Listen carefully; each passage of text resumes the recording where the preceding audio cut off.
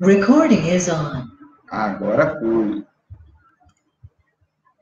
Deixa eu ver se está liberado minha câmera aqui, tá certo. Bom, eu estou aparecendo aqui no cantinho, né? Tá. Então vamos voltar lá para... Tá tampando muito. Tá tampando muito, né? Deixa eu tirar minha câmera. Vocês vão só... Mas aí vocês não ficam com saudade de mim. Bom, qualquer coisa, vocês tem aqui, eu não sei se vocês sabem aqui, ó, tem aqui nesse cantinho, tem, se vocês quiserem tirar dúvida, alguma coisa, me interromper, tem ali um erguer, baixar a mão, tá?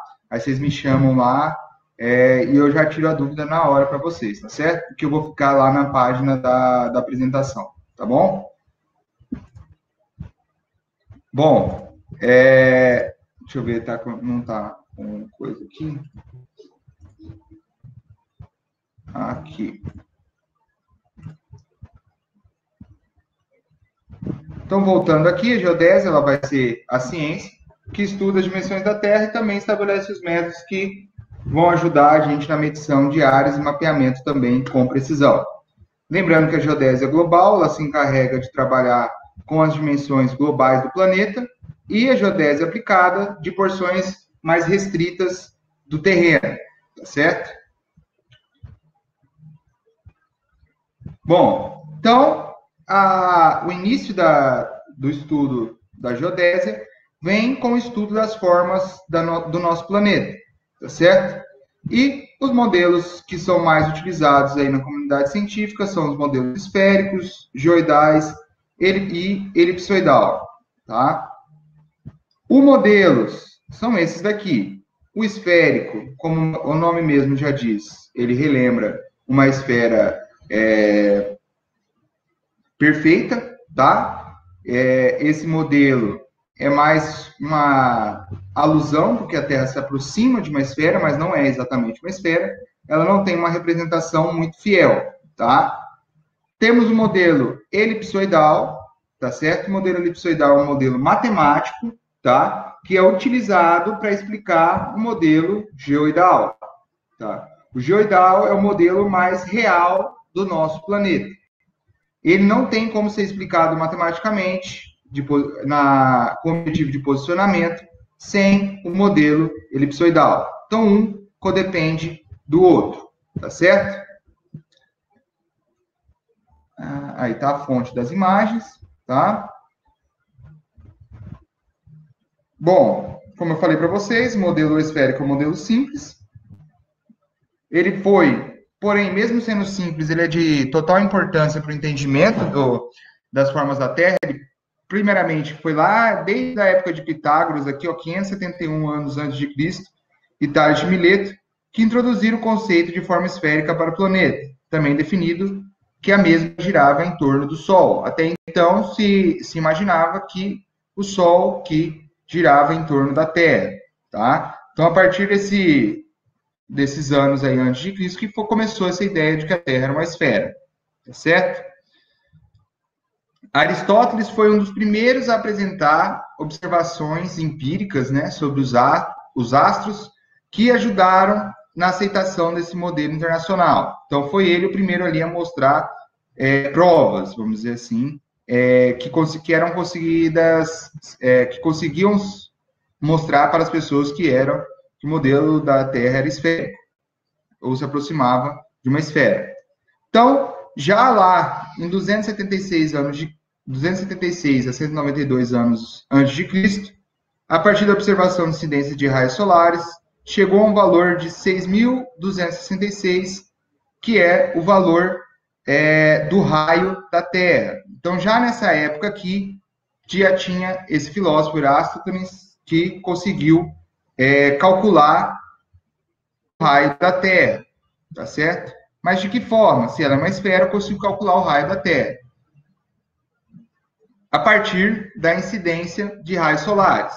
Ele fez um poço, né? Um furo de poço em Siena, na Itália, e outro em Alexandria, com a medição do ângulo e também por convenções trigonométricas de triângulo, cálculos de tamanho de circunferência, ele conseguiu definir o raio da Terra e também o perímetro dela, tá certo? Isso daqui é mais para vocês entenderem a questão de que desde o princípio já tinha essa ideia da Terra ser uma esfera. À medida que ela é uma esfera, a gente consegue ver aonde está o raio dessa esfera. Atualmente, esse raio que foi calculado aqui, ele difere apenas de 100 quilômetros, à medida que isso daqui foi feito antes de Cristo, tá? Isso daqui é só uma introduçãozinha da história da geodésica, tá? Até para a gente chegar ao nível atual e a gente conseguir entender como que funcionam as coisas atualmente. Nada de uma hora para outra, tá, gente? Bom, já o modelo geoidal já só começou a ser estudado aqui com Gauss, né? Em 1787, já no século XVI.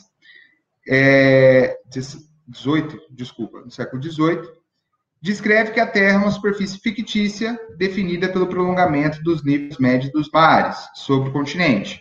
Isso vocês já conhecem à medida que vocês estão em uma altitude em relação ao nível do mar. Por exemplo, Chavantina, ela está a uma altitude do nível do mar de cerca de 308 metros, tá? 308, 313 metros de altitude em relação ao nível do mar, tá? Porções da cidade são mais baixas, porções da cidade são mais altas, também porque a gente mora num buraco, tá? Por causa do rio. Então,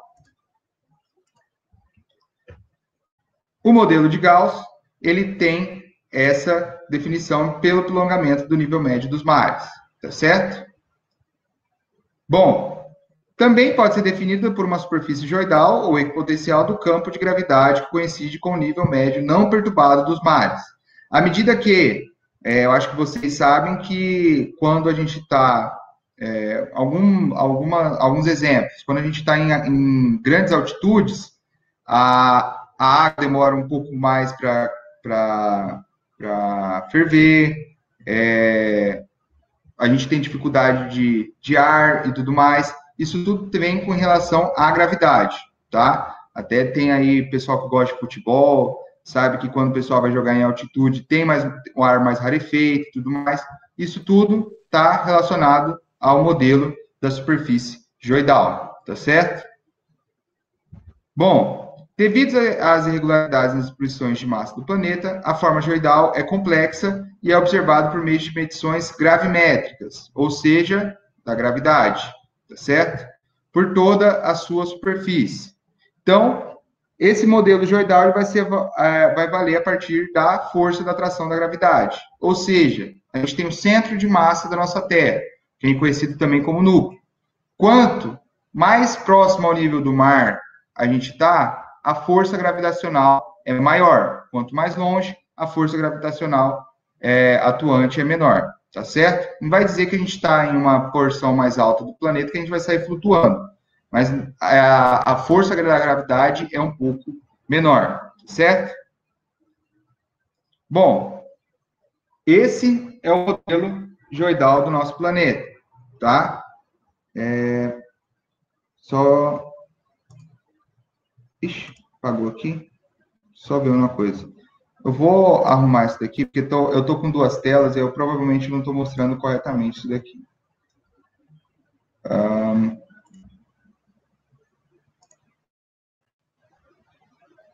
Aí. Vamos ver se agora vai. Não sei. Pronto. Aí. Então, esse é o modelo geoidal da nossa Terra. Vocês estão conseguindo me ouvir de boa, né? Porque eu tirei a outra tela aqui, agora está mais tranquilo para apresentar. Bom, a gente pode ver que em porções aqui da Terra de fossas oceânicas, a gente tem uma força gravitacional maior, à medida que em porções com grandes montanhas e tudo mais, a gente tem um modelo gravitacional menor, tá? Uma força de gravitação menor, certo? Então, esse é basicamente o nosso planeta. Não é uma esfera perfeita, mas ela lembra muito uma esfera. É a forma geométrica que mais se aproxima da forma do nosso planeta. Bom, aqui, como eu falei para vocês, de altura do geóide, ou seja, a altura do nosso... as nossas altitudes, vamos dizer assim, esse daqui é o mapa geoidal do nosso país, tá certo? Aqui disponível no site do IBGE. Então, aqui, o que a gente pode ver? Que nas porções litorâneas, a altura geoidal é mais baixa, porque justamente a altura geoidal é medida a partir do nível prolongamento médio dos mares, tá certo? Então, em regiões litorâneas, a altura geoidal é menor, à medida que em regiões cratônicas, ou seja, mais para dentro do nosso continente, com rochas mais antigas, ela tem uma altura maior, certo? Também, se a gente tivesse aqui um prolongamento da Cordilheira dos Andes, aqui a gente ia ver também coisas bem legais, mas só que não é o interesse aqui para a gente. A gente está aqui no nosso país, é mais ou menos isso que a gente queria ver na questão de altura geoidal, certo? Gente, qualquer dúvida, vocês podem só ver aqui se tem alguma dúvida aqui, alguma coisa. Vocês podem me falar alguma coisa. Tá travando muito, né? Deixa eu fechar aqui. Tem algumas abas que eu vou deixar aberto porque eu preciso mostrar algumas coisas para vocês, tá? Vamos lá. Já o modelo elipsoidal, ele surgiu para explicar o modelo geoidal, tá? Porque ficaria muito complicado a gente, de forma matemática, conseguir compreender o modelo geoidal, tá certo? Só por ele mesmo. Então, Isaac Newton considerou a forma da Terra como uma figura geométrica gerada pela rotação de uma elipse em torno de um eixo menor, chamado de elipsoide de revolução, tá? Então, para a gente criar um modelo matemático que explique o modelo geoidal, a gente não tem que imaginar somente as imperfeições da Terra, a gente tem que imaginar também a velocidade de rotação em torno de um eixo, para que a gente consiga, à medida que a Terra está girando, conseguir explicar o posicionamento dela, independente do nível de rotação que ela está. Vixe, morar na avenida é isso, gente. Umas horas passam uns caminhão, moto, enfim. Mas vamos lá. Bom, a forma e o tamanho de um elipsoide, bem como sua posição relativa ao geóide, define o sistema geodésico de referência, também conhecido como um datum geodésico. Então, quando a gente tem a junção de um modelo elipsoidal com um modelo geoidal, a gente tem um sistema geodésico de referência ou um datum geodésico, que também vai estar escrito datum geodésico na maioria dos softwares que trabalham com sistema de informações geográficas, o software SIG, né? Cada região do globo tem um datum geodésico que melhor se adapta ao geóide local. Lembra que a gente viu ali que em cada lugar do planeta a gente vai ter uma forma diferente? Então, creio eu que só tem um elipsoide, um modelo elipsoidal que consegue descrever a Terra por todo, só com ele. Porém, temos elipsoides locais para geóides locais, tá certo? Vamos lá. Então, esse daqui é basicamente um modelo de elipsoide de revolução. Para quê? Para a gente conseguir localmente definir o posicionamento daquele ponto, tá? Ele é feito por um semi-eixo maior A, por um semi-eixo menor B, com achatamento, ou seja, a diminuição desses dois eixos aqui vai entrar no semi-eixo menor B, ou a excentricidade do eixo A, tá certo? Essa parte aqui vocês já conhecem isso. Eu vou mostrar para vocês que vocês já conhecem, só que com outros nomes, tá? Esse daqui é basicamente o modelo matemático. Posteriormente vem o modelo teórico, tá? Então, como eu falei para vocês, a geodésica tem como objetivo o posicionamento de pontos de representação na Terra. A complexidade e geometria da distribuição da massa terrestre conduzem à utilização dos modelos geoidais e elipsoidais para a definição desses pontos de representação. Então, à medida que a gente tem o elipsoide matemático aqui, essa bola, vamos dizer assim, essa circunferência mais perfeitinha, e um geoide mais imperfeito, que é o nosso modelo terrestre, tá? Então, a partir desse modelo elipsoidal, junto com o modelo geoidal, que a gente define as posições no nosso planeta, certo? Isso significa que a determinação das coordenadas de pontos de superfície terrestre e a descrição do campo de gravidade externo envolve três superfícies. A superfície física da Terra, ou seja, onde a gente pisa. A superfície geoidal, que é a superfície de altura da gravidade. E os elipsoidais, que é uma superfície imaginária matemática, tá? Então, quando a gente vai trabalhar com posicionamento de um ponto no nosso planeta, a gente tem aqui as superfícies. Só relembrando, superfície física, correspondente ao relevo topográfico, superfície geoidal, limitante ao geóide, e superfície elipsoidal, limitante ao elipsoide de referência, tá? Bom, quando a gente vai usar isso na prática, tá certo? Isso daqui é a representação, por exemplo, se a gente estivesse numa região de campo, tivesse que bater um ponto de GPS, tá certo? Então, aqui a gente vai ter a superfície física, que é a nossa superfície topográfica, tá certo? Aqui, a nossa superfície geoidal, que é limitante ao geóide, a altura equipotencial ali de gravidade, tá certo? E a superfície elipsoidal, que é a superfície responsável matematicamente a descrever a superfície geoidal, tá certo?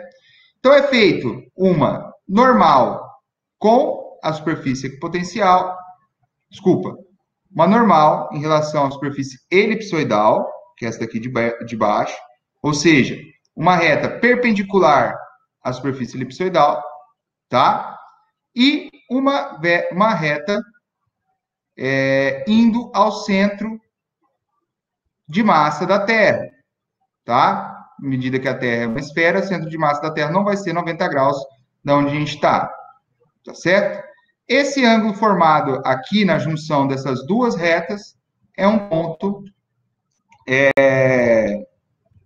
correspondente a um ponto de coordenada precisa na Terra, tá certo? Então, é necessário o cálculo dessas duas superfícies para a gente. Ah, professor, mas é só tirar ponto. É só tirar ponto. Está muito mais fácil para a gente agora. Só que a gente precisa, só lá no campo, só precisa lá tirar um ponto, pronto, a gente já tem a coordenada, leva para o escritório e vida que segue, tá? Mas isso daqui é o que vem por trás daquele ponto que a gente tira em campo, tá certo?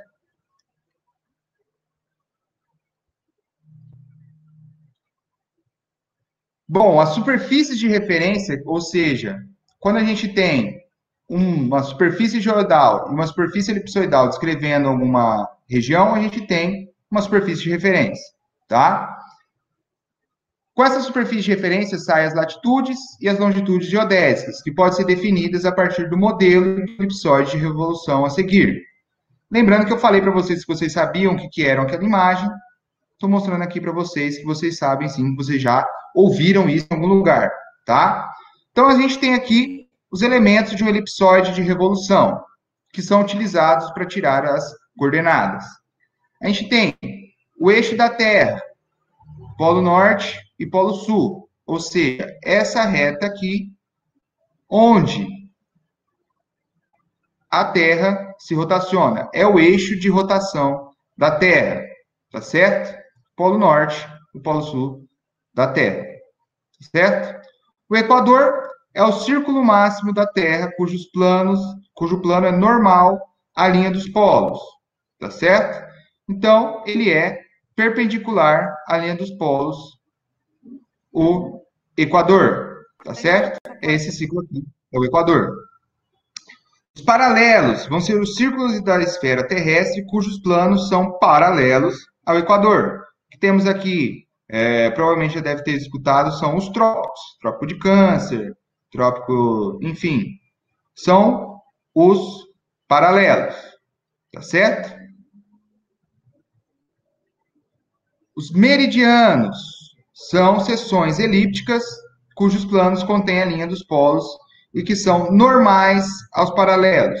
Que a gente tem aqui o meridiano, o meridiano pelo qual é medido todos os outros meridianos, que é o meridiano de Greenwich, que passa lá em Londres, tá certo?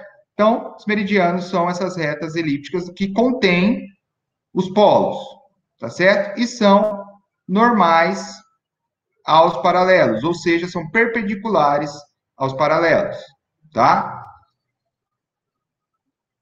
Latitude geodésica de um ponto é um ângulo formado pela normal, que passa pelo ponto, e a projeção sobre o plano do Equador, tá certo? Então, a latitude vai ser medida a partir do Equador.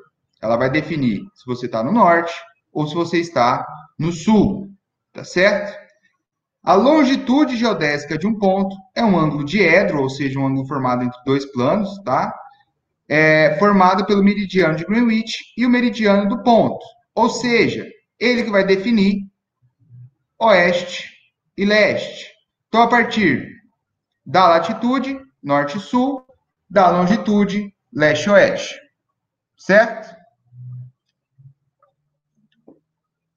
Bom, posicionamento de pontos na superfície da Terra envolve necessariamente um modelo terrestre. As coordenadas como latitude, longitude e altitude necessitam de um sistema geodésico de referência para sua determinação. O elipsoide de revolução que melhor representa a superfície geoidal de uma dada região vai ser chamado de datum local, tá? Então, como eu falei para vocês, quando a gente tem quer definir uma posição de algum local, a gente precisa ter um sistema geodésico de referência, tá? Não é simplesmente chegar lá, sair batendo ponto sem saber qual que é o sistema geodésico de referência, tá certo? Como eu falei para vocês, cada lugar da Terra vai ter uma peculiaridade diferente, justamente por ela ser irregular. Então, cada local da Terra provavelmente vai ter um modelo elipsoidal que mais representa aquela porção local. Então, por exemplo, eu tenho aqui um modelo elipsoidal que ele é muito bom para descrever essa área de cobertura aqui. Porém, ele não foi feito para cobrir essa outra área. Se eu usar esse modelo elipsoidal para tirar ponto aqui, ele vai ter uma precisão ok, vai ter uma precisão boa. Se eu usar esse modelo elipsoidal para tirar um ponto aqui, eu já vou ter um erro muito grande, justamente porque a nossa Terra é irregular. O que funciona bem de um lado não vai funcionar bem de um outro lado, com exceção de apenas um modelo elipsoidal que eu vou mostrar para vocês. Tá? Aqui, ó, a definição da área que compreende um dado local, onde o ponto de datum está em contato entre o elipsoide de revolução local e o geóide global. Nesse caso, para esse elipsoide, é nessa porção aqui restrita, certo? Bom, no mundo são utilizadas redes de referências padrões determinadas pela IAG, Agência Internacional de Geodésia, certo? Bom, entre as redes, elas podem ser global, só um minutinho aqui, podem ser globais, ou seja, elas tentam definir porções do planeta como um todo, continentais, definindo porções continentais do planeta, no caso aqui da rede Sirgas, que é utilizada aqui na América do Sul, nacionais, como a SAD 69, que é um datum geodésico que era utilizado aqui no Brasil até 2015, e as regionais, quando você faz trabalho de cartografia Isso aqui é mais, as regionais são feitas mais para artigos e trabalhos, não para posicionamentos com respaldo em lei, tá? No Brasil, o órgão responsável por essas atividades é o IBGE, tá? Ele que define que rede de referência padrão é utilizada no Brasil, tá? Então, no mundo, a gente tem, nos Estados Unidos, a gente tem o datum norte-americano, NAD 86. Aqui no Brasil, a gente utiliza o CIRGAS 2000. Na África, aqui, o datum ARC. No europeu, a gente tem aqui o WGS 72 e assim por diante. Então, cada posicionamento no planeta vai ter um datum diferente, tá certo? Então, se vocês estiverem fazendo trabalho na Rússia, por exemplo, vai ser esse datum que vocês vão utilizar, tá? Bom, como eu falei para vocês, tem apenas um datum geodésico que descreve o nosso planeta com um nível de detalhe bom para o planeta como um todo, que é o datum WGS 84. Eu estava até com... Ele que vai ser utilizado na maioria dos GPS de vocês. Então, se vocês pegarem lá o celular de vocês, lá no Google Maps, ou no Maps para quem tem iPhone, vai ser esse datum geodésico de referência que vai estar espelhado os dados de vocês, tá? Ele é a quarta versão do Sistema de Referência Geodésico Global, estabelecido pelo Departamento de Defesa americano, desde 1960, com o objetivo de fornecer posicionamento e navegação em qualquer parte do mundo, certo? Como eu falei para vocês, é o sistema de referência operacional do sistema GPS e do Google Earth e Maps. Daí a importância do WGS 84 frente aos demais sistemas de referência. Tá? No Brasil, a gente segue o datum CIRGAS 2000, tá certo? Que é, desde 25 de fevereiro de 2015, o sistema geodésico de referência oficialmente adotado no Brasil, o único com respaldo em lei. Então, qualquer trabalho que vocês forem protocolar em SEMA, CODEMA, ANM, INCRA, IBAMA, enfim, vocês vão ter que colocar pelo datum geodésico CIRGAS 2000, tá? Como que eu vejo isso, professor? Vou sair um pouquinho aqui da tela para mostrar para vocês.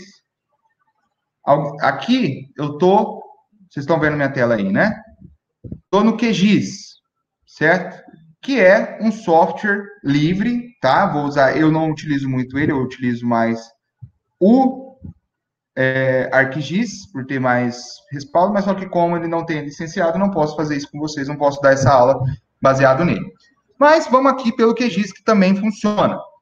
Quando eu vou fazer qualquer projeto, por exemplo, esse daqui é um CAR que eu estou trabalhando, tá certo? Dessa área que fica próximo a General Carneiro, tá certo? O CAR, como que é pela SEMA, né? Ele só adota o datum CIRGAS 2000, tá certo? Então, o que eu tenho que fazer? Eu venho aqui no meu shape da minha área. Para a área não dar erro, eu vou lá, geral, e olha aqui, sistema de referência de coordenadas. Meu CRC selecionado, eu tenho 3 sistemas de referência de coordenadas aqui, que eu posso utilizar nesse caso. O CIRGAS 2000, o WGS 84, ele também pode ser utilizado como CIRGAS 2000, porque o CIRGAS 2000 foi feito baseado no WGS 84. E o WGS 84 de zona UTM, que eu vou explicar melhor para vocês daqui a pouco, tá? Então, eu poderia aqui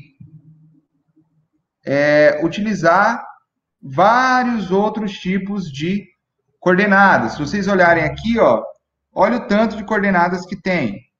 tanto sistema de referência de coordenadas tem. Isso daqui é para regiões do mundo todo, tá certo? Só que a gente usa o Sirgas 2000 para o nosso país, tá certo? Vamos voltar lá para a aula. Então, entre 25 de fevereiro de 2005 e 25 de fevereiro de 2015, a gente admitia o uso, além do Sirgas 2000, dos referenciais SAD 69 e Córrego Alegre, que eram do IBGE, tá certo? Por que que foi feita essa mudança? Uma vez que o SAD 69, ele não era um datum geocêntrico, ele era um datum topocêntrico. Ele não tinha zonas de cálculo geodésico direto. Foi feito lá em 1969, o cálculo do elipsoide, tá certo? E foi utilizado. Porém, com o tempo, como vocês sabem, é dinâmica, ele foi ficando impreciso, tá certo? O emprego de outros sistemas que não possuem respaldo em lei pode provocar inconsistências e imprecisões nas combinações de diferentes bases de dados georreferenciadas. Ou seja, hoje em dia, se você pegar aqui, já aconteceu comigo, de você, só vou salvar aqui como, vou colocar ele como SAD 69 para vocês verem a diferença, tá certo? SAD 69. Aqui. Ok. Eu vou salvar em outro área, aula. Ok. Aqui.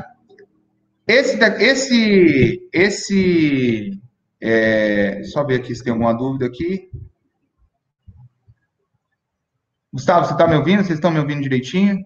Que agora que eu vi aqui que estava algumas dúvidas aqui. Tem alguém aí, gente? Professor? Estamos escutando tudo certinho. Tá tudo certinho, né? Só tenta falar um pouco mais devagar. Ah, tranquilo. Vocês vão falando aí, gente, se tiver dúvida, alguma coisa. Então, aqui, gente, ó, eu coloquei, só tirar aqui, tá salvo. Esses dois aqui são os mesmos shapes, tá? Só que um tá salvo. Esse daqui de baixo tá salvo em Sirgas 2000 e esse em SAD 69. Então, por que que é utilizado só um? Porque eles têm uma diferença aqui, ó, de posicionamento, que nesse caso chega. Cadê? Opa! Nossa, agora travou tudo. Oh, beleza.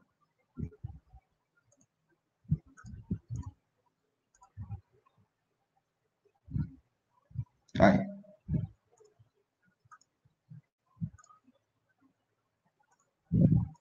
Aí. Mas por que não está aparecendo?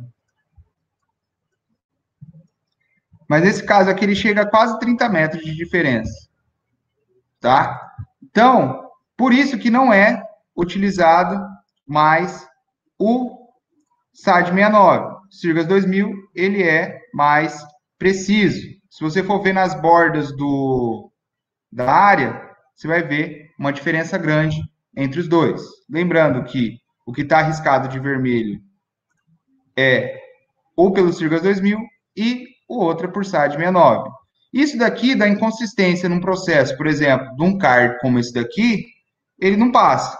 Aí fica lá o proprietário da área com passivo ambiental, porque a área dele não está no local que devia estar. Até porque, se vocês virem aqui, ó, a área dele acompanha certinho a estrada, tá certo? E se você tiver lá com uma área que aqui, ó, já vê que não tem posicionamentos aqui inconsistentes, tá certo?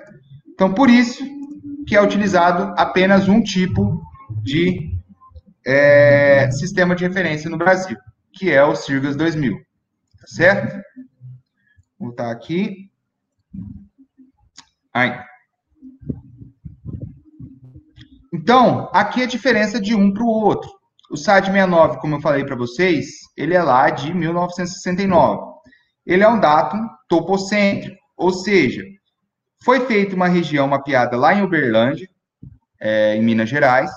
Eles mediram a altura de geóide e fizeram o cálculo do elipsoide para aquela região. Porém, como o nosso planeta é dinâmico, as alturas geoidais vão se diferenciando à medida que o tempo passa. E de 69 para 2020, já passaram mais de 40 anos, mais de 60, nossa, bastante tempo, tá certo? E com isso as alturas geoidais ficaram defasadas, tá?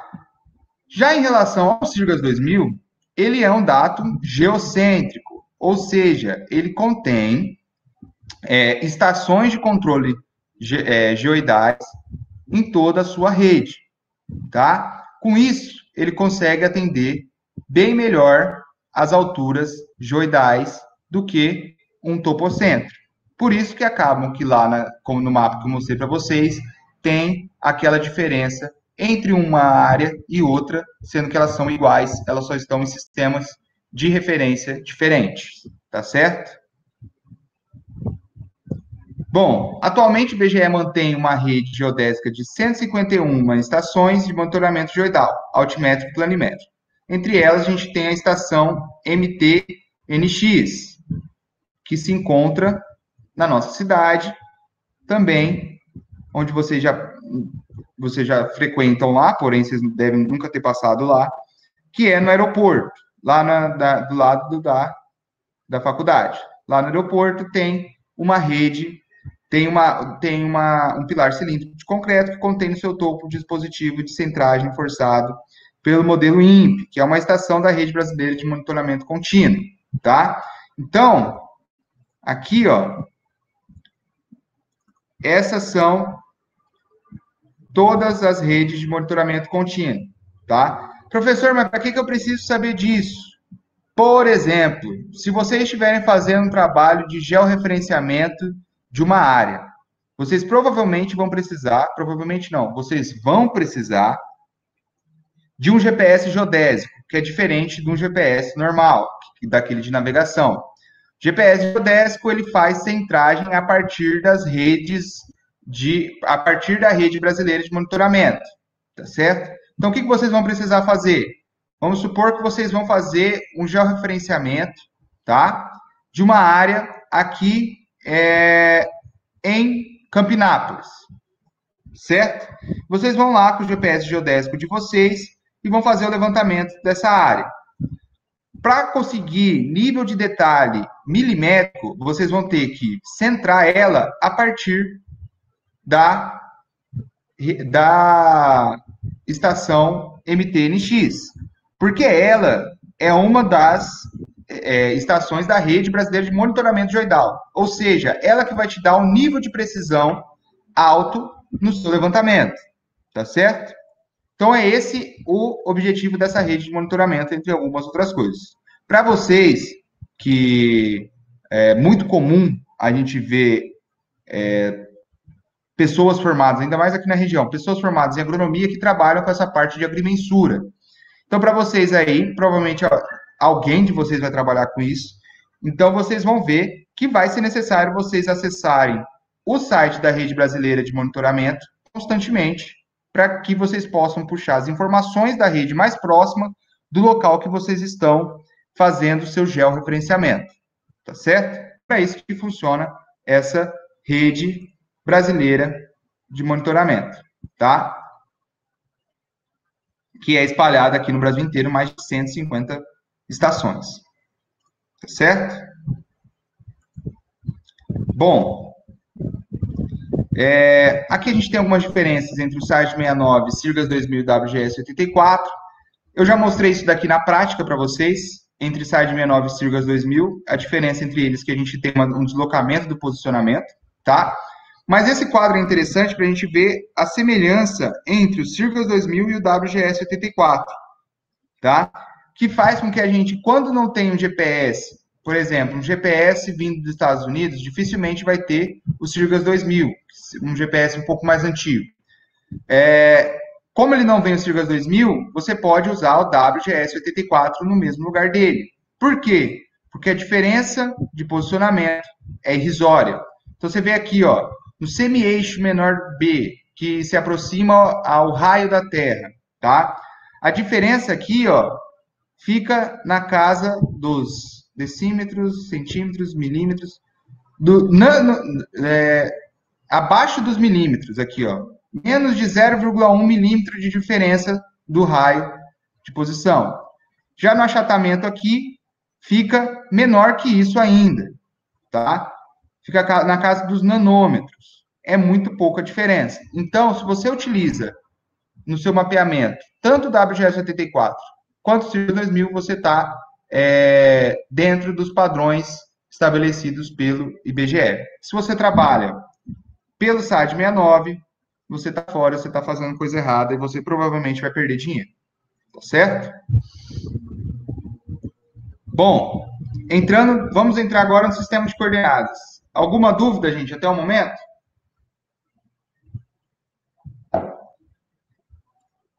Fiquem à vontade aí, tá? Qualquer coisa só pode abrir o áudio, falar, chamar o professor, tem dúvida, tá certo?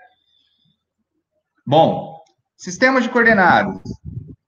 A gente pode ter as coordenadas cartesianas ou geográficas, as geodésicas e as plano regulares, também conhecidas como UTM, tá?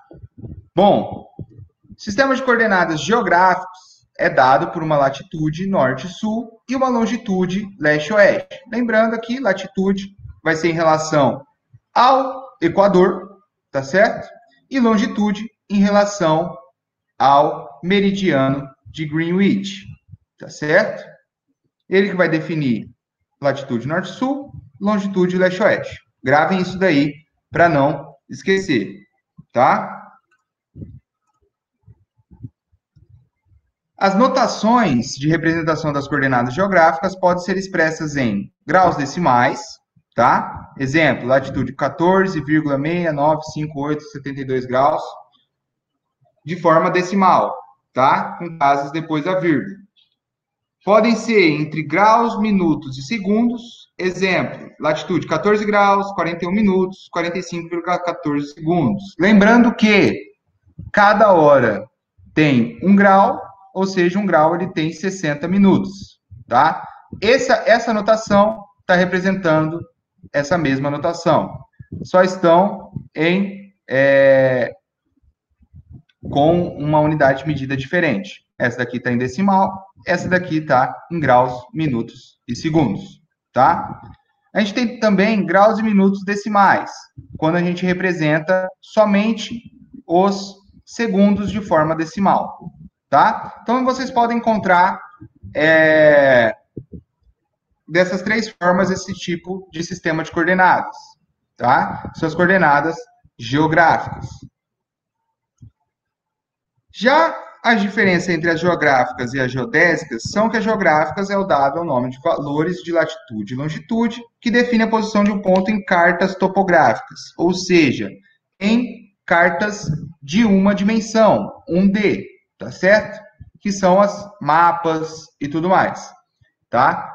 Você vai descrever por coordenadas geográficas. Então, quando você estiver num campo ou lendo um mapa, você vai estar lendo coordenada geográfica, tá? Já a coordenada geodésica é o nome dado aos valores de longitude, latitude e altitude, que define a posição de um ponto na superfície terrestre. Esses valores dependem do sistema geodésico de referência utilizado para a projeção do ponto em questão, que é o que a gente vê, são coordenadas geodésicas, a gente vê, por exemplo, no Google Earth, certo?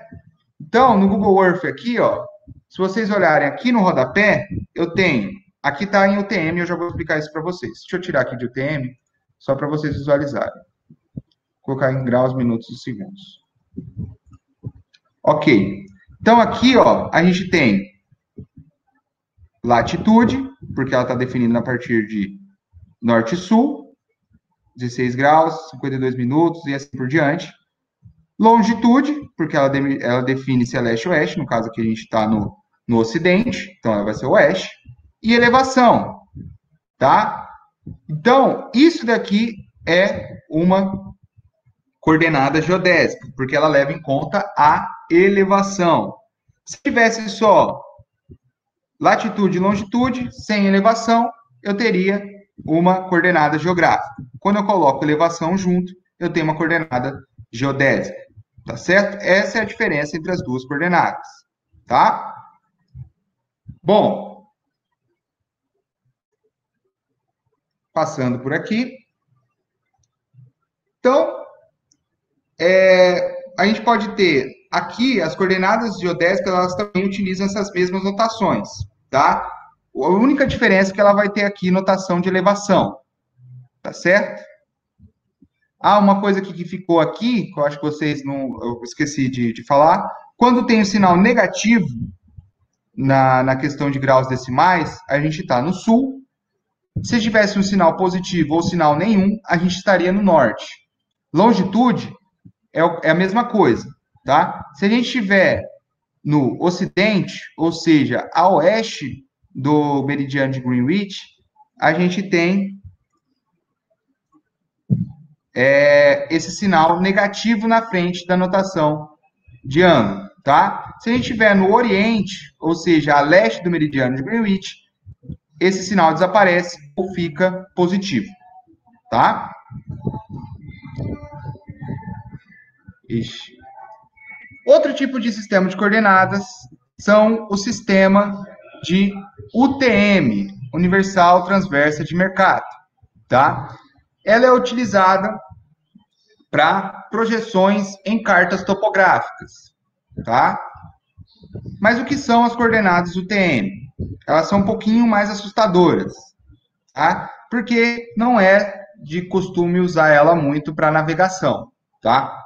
Então, as coordenadas UTM é o nome dado aos valores de abscissa E e ordenada N de um ponto sobre a superfície terrestre, quando este é projetado sobre um cilindro tangente ao elipsoide de referência. Vamos por partes, então. Então, a gente tem aqui um cilindro tangente ao elipsoide de referência. Cada fuso desse daqui é um fuso UTM, tá certo? Esse pedacinho aqui está representado nessa figura, tá? Então, vamos voltar à definição lá para entender melhor isso daqui. Cada cilindro tangencia o equador, assim dividido em 60 arcos de 6 graus cada.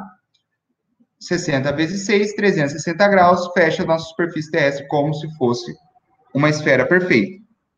Cada arco representa um fuso UTM e um sistema de coordenadas com origem no meridiano central ao fuso, que para no hemisfério sul e constitui os valores de 500 mil metros para E e 10 milhões de metros ou 10 mil quilômetros para N. Então, a gente vê aqui, ó, vamos vir direto para o fuso. O fuso, ó, como eu falei para vocês, esse pedacinho aqui, cada pedacinho desse daqui é um fuso. E no nosso planeta tem 60 fusos, tá? Cada fuso desse é representado dessa forma. Então, o centro do fuso, ele começa no Polo Norte e termina no Polo Sul. Polo Norte, lá embaixo, no Polo Sul. Ele, no Equador, ou seja, aqui no meio, ele se divide, tá? Então, tem o fuso ao norte e o fuso ao sul, tá? Esse limite aqui é esse daqui, e esse limite aqui é esse daqui, do lado do fuso, tá? Então, no Equador, ele mede 0 km, a partir do Equador, 0 km, quando a gente está falando para o sul, quer dizer, para o norte, e à medida que ele vai subindo, ele tem até o Polo Norte 10 mil quilômetros. Do Equador até o Polo Norte são 10 mil quilômetros, tá? Da mesma forma que do Polo Sul até o Equador são 10 mil quilômetros, tá? Então, daqui até o Equador, 10 mil quilômetros, daqui até o Polo Sul, 10 mil quilômetros, tá? A diferença lateral vai de 100 quilômetros até 700 quilômetros. Ou seja, esse intervalo, quando próximo ao Equador, tem 600 quilômetros. À medida que ele vai subindo, isso é recalculado para essa porção aqui, Tá certo? Bom, a figura a seguir mostra um fuso de 6 graus no seu meridiano central e o grid de coordenadas do TM. A origem do sistema UTM se encontra no centro do fuso. Para o hemisfério norte, as ordenadas variam de 0 a 10 mil quilômetros, enquanto para o hemisfério sul, variam de 10 mil a 0 quilômetros. As abscissas, ou seja, o eixo X, certo? Varia de 500 a 100 metros a oeste do meridiano central e 500 a 700 quilômetros a leste do mesmo, que é essa parte aqui. Então, do centro do fuso até o limite leste do fuso, 500 a 700. Do centro até o limite oeste, 500 a 100. Tá? Então, como que é isso na prática? Se a gente pegar... Opa, aqui. Se a gente pegar... Deixa eu tirar aqui essa parte da RBMC, colocar a zona TM. Certo? Essa daqui... O planeta está ficando louco. Aqui. Essa daqui é a rede UTM, tá certo? É como se a gente tivesse pego aqui o nosso planeta e dividido em vários fusos, como está naquela imagem. Tá certo? Está representando a mesma coisa. Isso daqui é isso daqui. Tá? Então, vocês podem ver que, por exemplo, à medida que está mais próximo ao Polo Norte, os quadradinhos vão diminuindo de tamanho, vamos dizer assim. E à medida que eles chegam ao Polo Sul, a mesma coisa. E no centro dos fusos, eles são maiores. Isso tudo é calculado matematicamente, para que a nossa Terra, a gente possa abrir ela e utilizar ela como se fosse uma planta topográfica. Certo? A gente vai voltar nessa imagem aqui para explicar melhor. Bom, então cada um desses daqui é representado por um fuso desse daqui, tá? Então, à medida que a gente consegue fazer isso com o nosso planeta, a gente pode passar uma faca aqui no meio e abrir como se fosse um papel, tá? E deixando o nosso planeta em 1D, tá certo? Que só tem uma dimensão, tá certo? Aqui, ó, nosso planeta é dividido em zonas UTMs, e cada zona UTM vai ter um número, tá certo? Ou seja, a gente tem 60 zonas UTMs, então a gente vai ter 60 fusos, tá certo? A gente tá no fuso,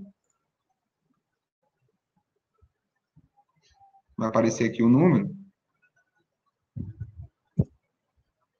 aqui, 22, tá certo? A gente tá aqui no fuso 22. Tá? Vocês estão vendo que aqui, ó, deixa eu mudar de novo para o UTM. Aqui, ó, universo, transversa de mercado. Se vocês quiserem colocar isso daqui no Google Earth de vocês, é só pôr dessa forma, tá? Pronto. Agora aqui embaixo vai estar em UTM. Aqui, ó, vocês estão vendo que ela está na 22L, e esses números aqui, ó, são as latitudes e longitudes do meu fuso. E eles vão ficar dentro disso daqui, ó.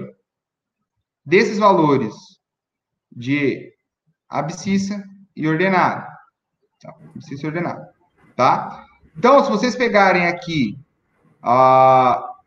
o norte-sul, por exemplo, opa, janela errada, vai estar dentro desses valores. Se pegar o leste-oeste, vai estar dentro desses valores. Tá? Já no Mato Grosso, vocês podem ver aqui que tem 3 fusos UTM. Tem o 20, o 21 e o 22. Tá? Outra coisa que vocês devem se atentar quando estiverem mexendo com o fuso UTM.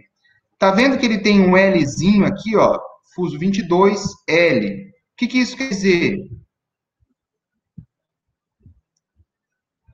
Se a gente pegar aqui as zonas UTM do mundo inteiro, ele vir aqui, ó, 22. Opa, deixa eu pôr aqui. Caneta, ó. Aqui, ó. Fuso 22 é esse daqui. O L tá aqui, certo? Então, é para fazer isso daqui, ó. Que nem a dislexia. Tipo batalha naval, certo? 22 L, entendeu? Para pegar justamente esse quadradinho aqui que a gente tá. Por que que eu faço isso, gente? Vocês viram que esse modelo, ele não é completamente, não, vamos dizer assim, o nosso planeta ele não é um plano. Então, esse modelo foi feito justamente para dar essa sensação de plano para cartas topográficas.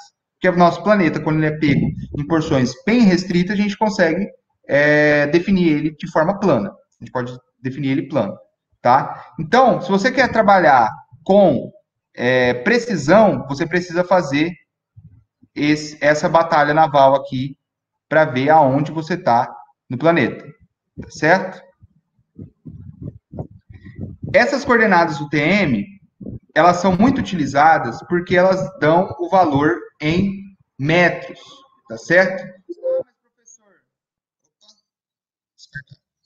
Ah, mas professor, para que eu vou usar isso? Por exemplo, vamos voltar nessa fazenda aqui. Vamos supor que eu quero fazer um planejamento de pulverização, tá? E eu quero fazer a pulverização planejada para cada hectare, certo? Então, o que eu vou fazer? Primeiramente, eu vou colocar aqui em coordenadas UTM, como eu falei para vocês aqui, eu estou na coordenada UTM na zona 22S, eu estou no fuso 22 no sul, tá? Então, por isso que está 22S. Então, vem aqui e quero fazer... Opa! Sumiu aqui.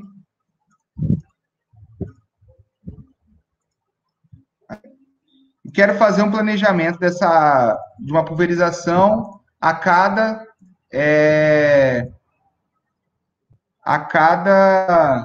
hectare, tá certo? Se eu estiver trabalhando com um sistema de coordenadas que meça em metros, fica muito mais fácil. Por quê? É só colocar coordenadas a cada 100 metros. 100 vezes 100 vai dar 10 mil, então uma área de 1 hectare por cada quadrado, tá? Então, eu venho aqui, opa, deixa eu tirar esse mapa. Vai ser já uma mão na roda que provavelmente um dia vocês vão utilizar isso daqui. Tá certo. Aqui está a nossa área, certo?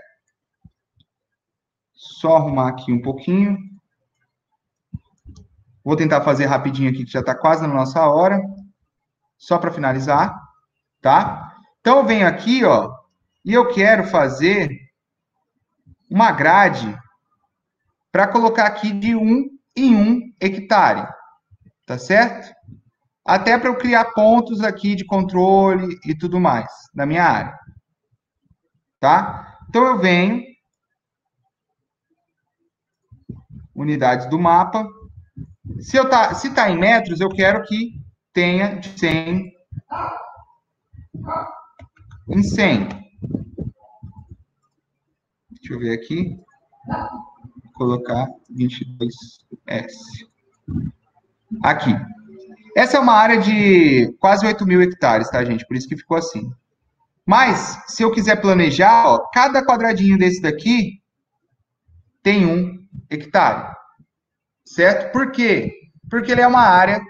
Ficou maior aqui porque era uma área grande. Ah, mas professor, se eu quiser fazer pulverização a cada 10 hectares, aumenta um 0 aqui, tá? Ou na abscissa ou na ordenada, se vocês quiserem fazer dessa forma. Opa! Ah, eu quero fazer a 10 hectares, mas não ficou bom, professor. Deixa eu fazer aqui, 100 vezes 100, se eu colocar... Enfim, se eu quero fazer a cada 2 hectares, ou seja, 200 aqui, já fica um quadradinho maior, tá? Então, gente, por isso que é interessante a gente usar as coordenadas UTM, porque elas dão noção de medida em metros, tá? Para quando a gente está trabalhando em agrimensura, para trabalhando em topografia, essa é uma das coordenadas mais utilizadas, justamente porque ela dá a sua definição em metros, tá? Só finalizando aqui, no Brasil também, aqui como eu falei, a gente tem a divisão das coordenadas do TM a partir das zonas que a gente está no nosso país, tá? Então, ela já tem aqui, quando tá, a única diferença é que aqui em cima do Equador, a gente tem a notação N, tá? E abaixo tem que ter notação S. E à medida que vai descendo, vai ser SA, SB, SC, SD, SE e assim por diante. À medida que vai subindo, ó, NA, NB e assim por diante. Isso daqui é só no Brasil, tá? As notações, como eu mostrei para vocês, elas podem ser feitas de duas formas, tá? A notação mundial é daquela forma de batalha naval, tá? Daqui para cá, tá? E as notações nacionais é dessa forma aqui, SA, SB, SC e assim por diante, tá certo? Bom, gente, era isso que era a aula de hoje, tá? Vou voltar aqui para a nossa sala de reunião. Deixa eu ver onde é que eu ponho minha cara aqui. Aí. Ihu! Eita, pô. Aí, voltou. Era isso, gente, pela aula de hoje. Eu vou passar essa noite ou amanhã de manhã um exercício na plataforma de vocês. Eu tenho que atualizar lá até para ver as questões de horário e tudo mais, mas eu vou passar aqui na plataforma de vocês